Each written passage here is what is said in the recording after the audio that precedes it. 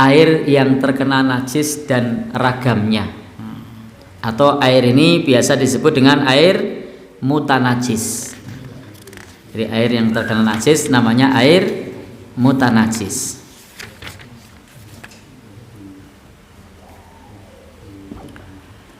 Maka air mutanajis ini adalah air yang tercemar oleh benda najis. Dalam konteks ini, teman-teman semua, penulis kitab ini menyebutkan ada dua. Yang pertama air suci dan mensucikan yang jumlahnya banyak, yang apabila tercemari benda-benda najis, air tersebut tidak berubah warna, bau dan rasa. Maka ini air yang semacam ini tidak dihukumi najis karena jumlahnya banyak. Contoh air tadi kalau dalam mazhab Syafi'i hitungan banyak itu 2 kullah. Lalu kita pas mau pakai ngelihat di bawah itu ada kotoran cecak. Nah, tikus saya menyarankan diganti lah. Nah, kotoran cecak atau yang lainnya dan air tidak berubah. Maka ini meskipun tercemar najis tetapi tidak dihukumi najis. Warnanya tidak berubah, baunya tidak berubah, kemudian juga rasanya tidak berubah. Itu berdasarkan kepada dalil yang kemarin atau yang tadi sudah kita baca. Dalilnya dari Nabi Shallallahu Alaihi Wasallam yang menjelaskan kepada kita, innal ma'a la yunajjisu syai'. Sesungguhnya air itu tidak bisa dinajiskan oleh sesuatu pun illa kecuali ma ghalaba ala rihihi, kecuali aromanya berubah, wa ta'mihi rasanya berubah, wa launihi dan warnanya juga berubah. Yang kedua, air suci dan mensucikan yang jumlahnya sedikit yang menjadi najis jika tercemari oleh benda-benda najis, baik salah satu atau dari 3 sifatnya berubah ataupun tidak. Jadi kalau airnya sedikit, baik berubah ataupun tidak, maka statusnya itu adalah najis. Maka karena itu disebut sebagai najis, umpama ini minuman ini terkena telek cecak, saya cium kok enggak bau, warnanya juga tidak berubah, tidak bau, warnanya tidak berubah, dicicipi ya ora berubah, maka air ini tetap dihukumi najis karena jumlahnya sedikit. Jadi untuk air yang sedikit, baik tidak berubah warna, bau atau rasa, maka statusnya adalah najis. Baik. Namun demikian, konteks ini dalam mazhab Maliki, air suci mensucikan tidak menjadi najis dikarenakan terkena najis dengan syarat tidak ada salah satu dari 3 sifatnya yang berubah. Hanya saja makruh. Jadi kalau ulama pada umumnya kalau tidak berubah warna, bau dan rasa, kalau airnya sedikit tetap tidak boleh dipakai. Tetapi kalau Maliki masih boleh selama tidak berubah salah satu dari warna, bau dan rasa. Hanya saja hukumnya makruh.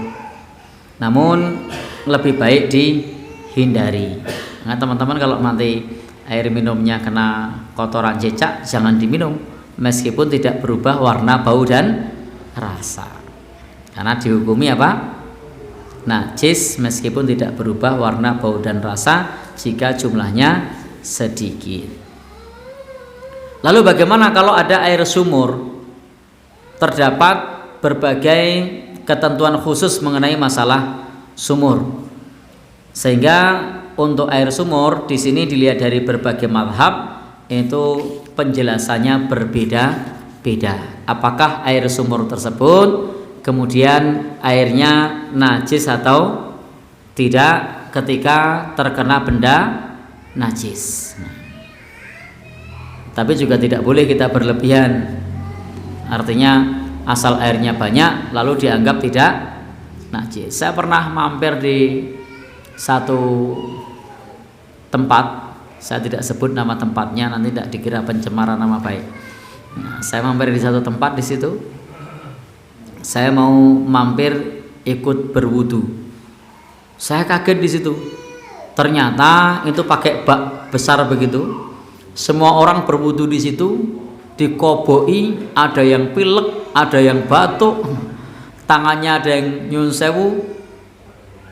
Nah, korengan. Nah, saya ora tekan itu.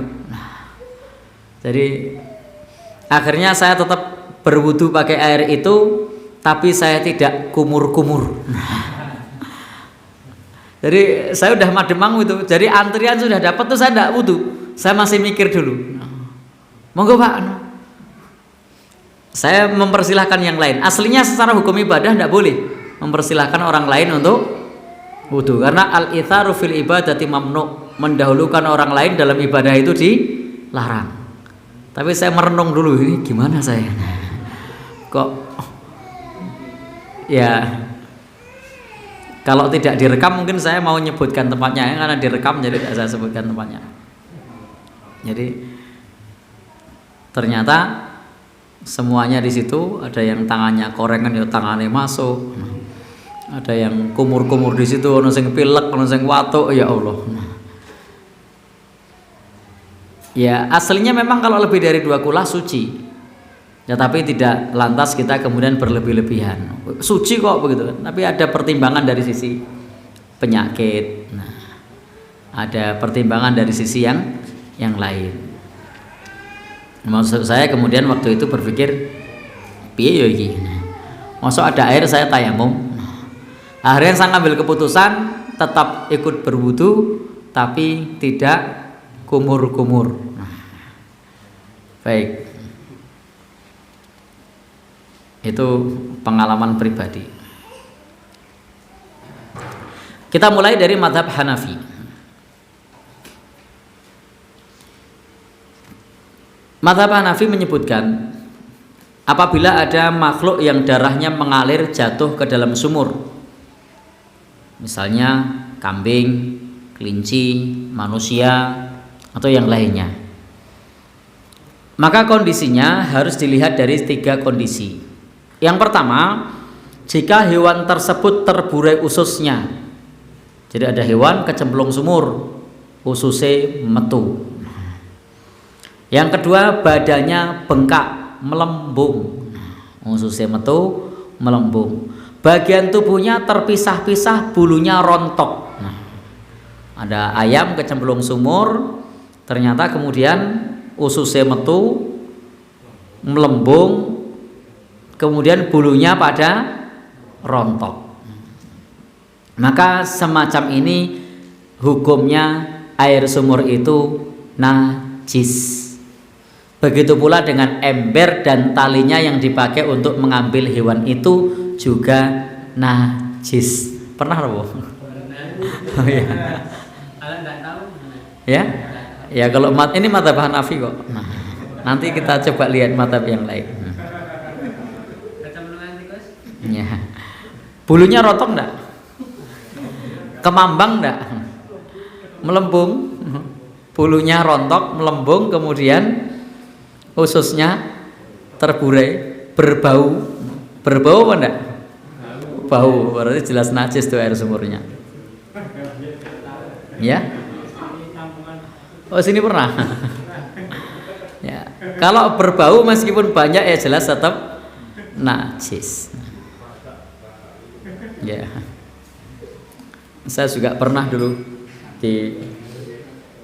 pada saat mandi itu kok airnya lain baunya. Akhirnya kita cari, ternyata di tampungan itu kecemplungan tikus. Nah, sudah, kalau tampungan enak tinggal dikuras lah, kalau sumur baik.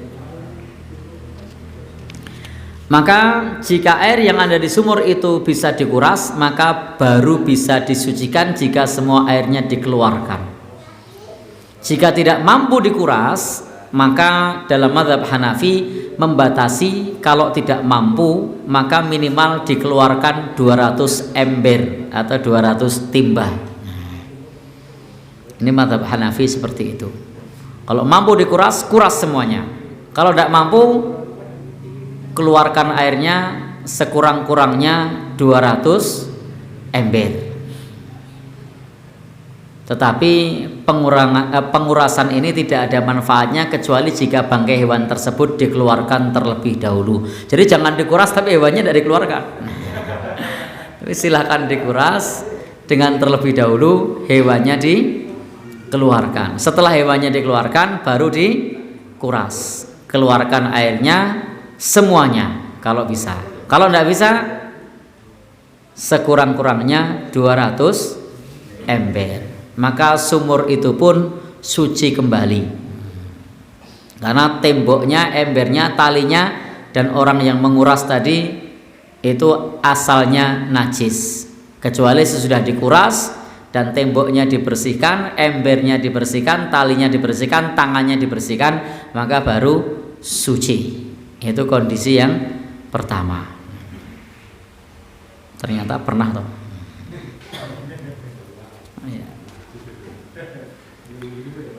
Sekarang untuk masalah kuras menguras itu bukan pekerjaan yang susah.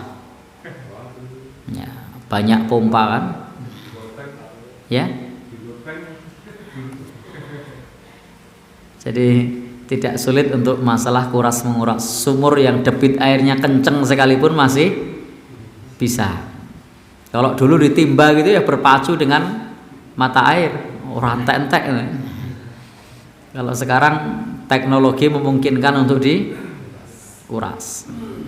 Tentu terlebih dahulu bangkainya keluarkan, bulu-bulu terpisahnya keluarkan, ususnya keluarkan, baru kemudian dikuras. Kalau itu kemudian masih di situ dipompa ya bangkainya masih di situ. Baik.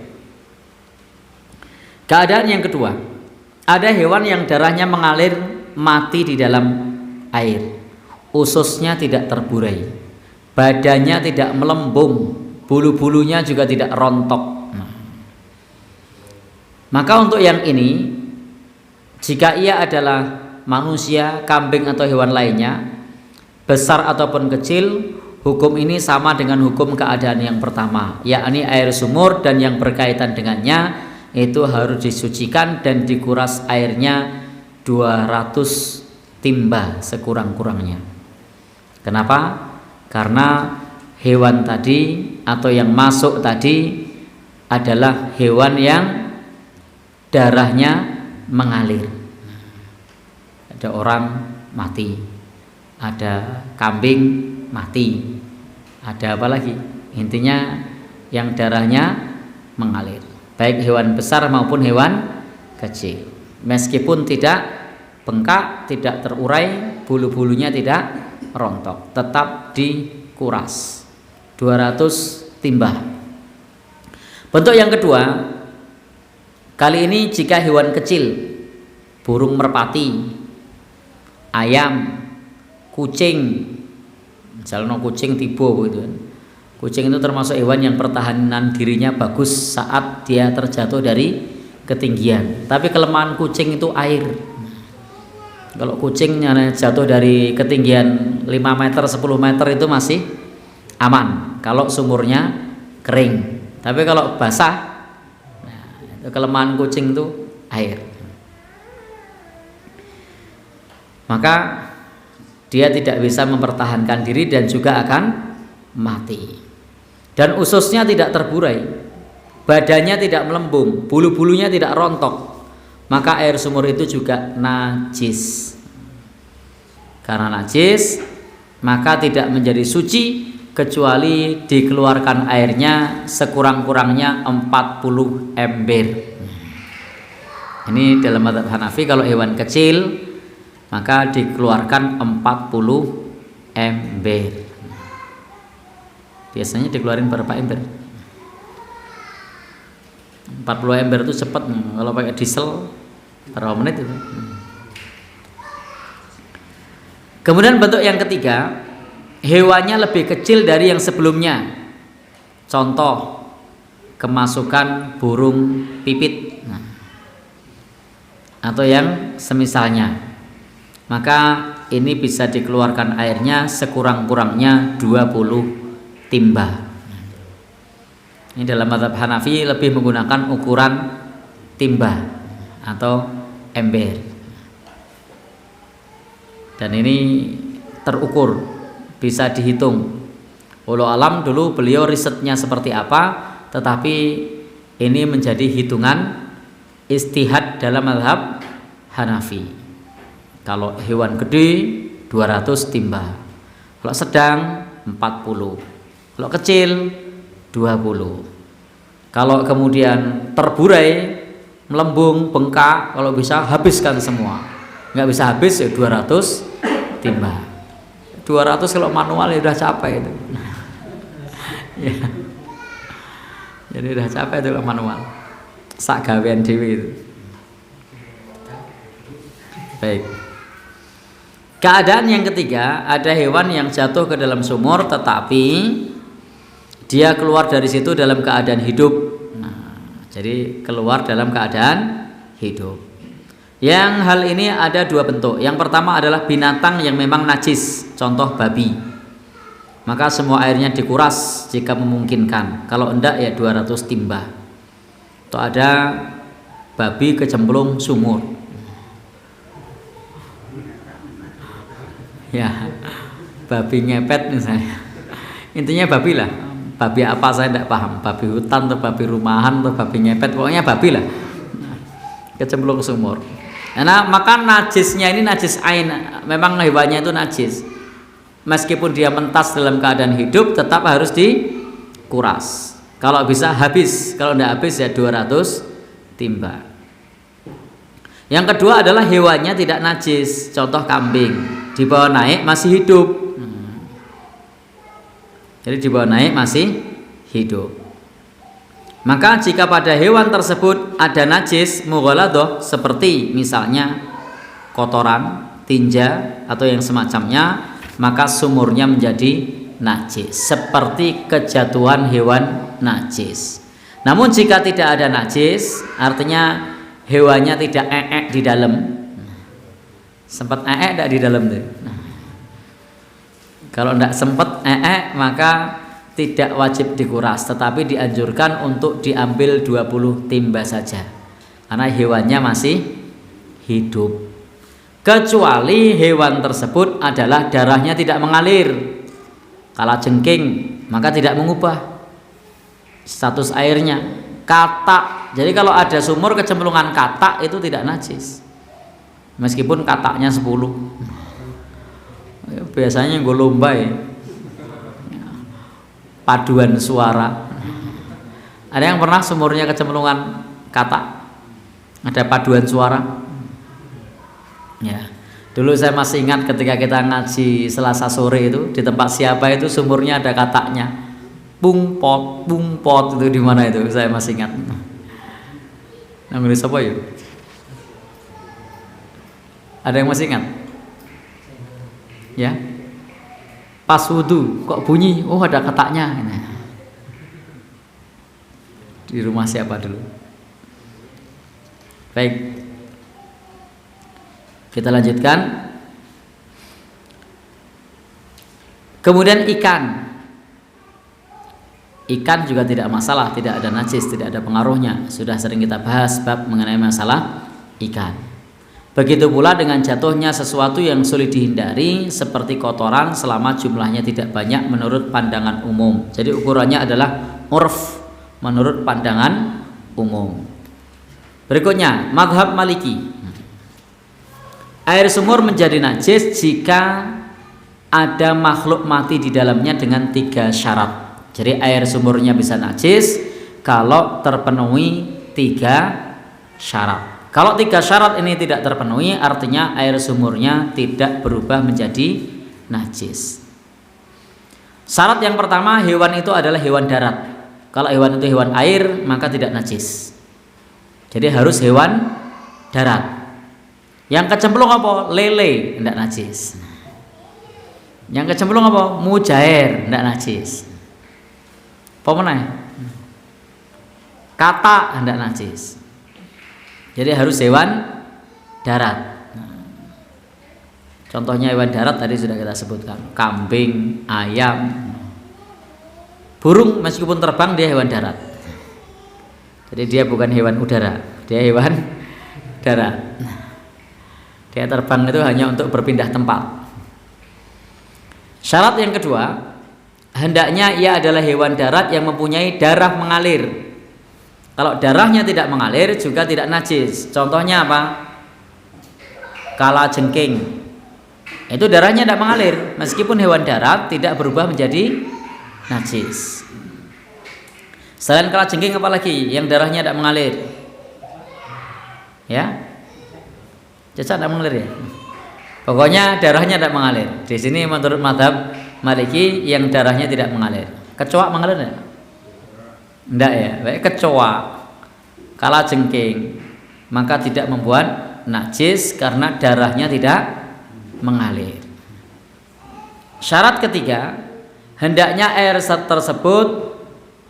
sumur tersebut tidak berubah. Sekiranya ada hewan darat yang mati di dalam sumur dan airnya berubah, maka kondisinya air tersebut najis. Tapi kalau tidak berubah maka tidak najis.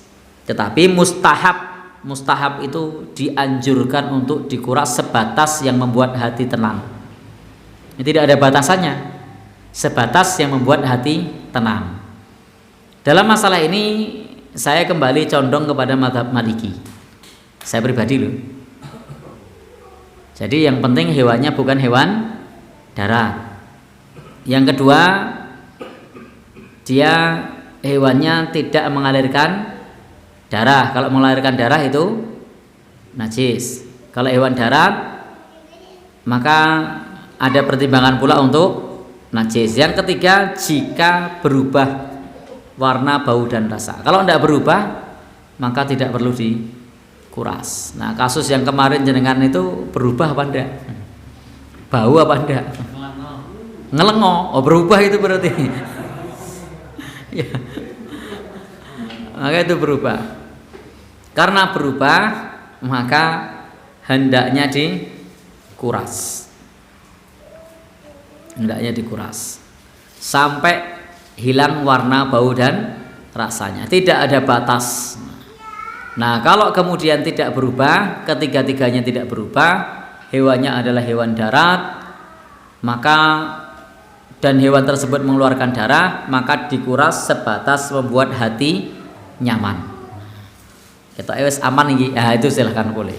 Ukurannya adalah sebatas hati nyaman. Tidak ada ukuran tertentu. Yang ketiga, mazhab Asy-Syafi'i, air sumur tidak lepas dari dua kondisi. Kalau tidak banyak ya sedikit. Kalau banyak artinya airnya lebih dari 2 kullah. Kalau sedikit artinya airnya kurang dari 2 kullah. Jadi kalau ada sumur yang airnya kurang dari 2 kullah, maka itu namanya airnya sedikit. Kalau kena najis ya hukumnya najis. Ada tidak kira-kira sumur yang airnya kurang dari 2 kullah? Ada, sumur saya. Itu kalau pas musim kemarau tidak sampai 2 kullah. Pagi itu ditimba paling banter itu berapa timba ya? Sudah habis. Ya. Jadi di sini dibedakan air yang mengalirnya banyak airnya dan yang sedikit. Maka kalau airnya itu sedikit lalu jatuh hewan yang darahnya mengalir, maka airnya menjadi najis dengan 2 syarat. Najisnya tidak termasuk najis yang dimaafkan. Hewan itu dilempar oleh seseorang. Jika najis itu jatuh dengan sendirinya atau karena dibawa angin, di mana najisnya termasuk najis yang dimaafkan, maka tidak ada pengaruhnya. Najis yang dimaafkan jatuh ke situ, tidak ada pengaruhnya. Atau hewannya jatuh sendiri, dan hewannya ini termasuk hewan yang gimana? Jadi artinya jatuhnya jatuh sendiri. Adapun jika dilempar oleh orang, maka ia ada pengaruhnya sekiranya air tersebut tidak sampai 2 gullah. Jadi yang membedakan adalah cara masuknya kalau mazhab Syafi'i. Apakah cara masuknya itu kecemplung karena kena angin atau karena kepleset? Iwan kepleset gak sih? Nah, kepleset juga. Atau karena dilempar, maka beda. Kalau masuknya karena tidak disengaja, maka tidak dianggap. Tapi kalau masuknya disengaja, maka itu dianggap. Nah, kalau saya tetap condong ke mazhab Maliki. Tapi kalau teman-teman mau pakai mazhab Syafi'i silahkan. Nanti kalau jenengan punya sumur, maka salah satu yang perlu dipertimbangkan adalah bagaimana cara ayam tadi kecemplung. Apakah ada yang nyemplung atau kecemplung sendiri? Ya. Kalau ternyata ada temennya yang mendorong, tidak dianggap, berarti termasuk kecemplungan sendiri. Baik, jadi beda kasus. Dan ada hewan yang darahnya mengalir mati di dalamnya, maka ia tidak menajiskan kecuali jika ada salah satu dari 3 sifatnya berubah. Jadi kalau hewan tadi masih hidup, kecemplung sendiri, maka itu tidak najis. Tapi kalau hewan tadi mati, kemudian kecemplung sendiri, maka ini statusnya adalah juga tidak najis jika tidak berubah salah satu dari 3 sifat. Jika ada najis yang jatuh ke dalam sumur yang airnya banyak, maka 3 sifatnya tidak berubah, maka tidak masalah. Kecuali ada salah satu sifatnya berubah, maka baru dia dihukumi najis. Baik, teman-teman semua yang berbahagia yang dirahmati Allah Subhanahu wa taala, sehingga memang ada kemiripan dalam mazhab Syafi'i dan mazhab Maliki, bedanya adalah cara masuknya. Sengaja atau tidak. Kalau saya pribadi, kalau kecemplungan baik sengaja atau tidak, ya, tetap milih dibersihkan, baik sengaja atau tidak. Kalau teman-teman milih kalau tidak sengaja tidak dibersihkan, ya tidak apa-apa, selama 3 unsurnya tidak berubah. Baik. Mazhab Hambali itu sama seperti yang disebutkan oleh ulama mazhab Syafi'i. Hanya saja tidak mensyaratkan 2 syarat pada najis yang sedikit untuk hewan yang mati di dalam sumur. Karena tadi kalau mazhab Syafi'i kan mensyaratkan 2 syarat.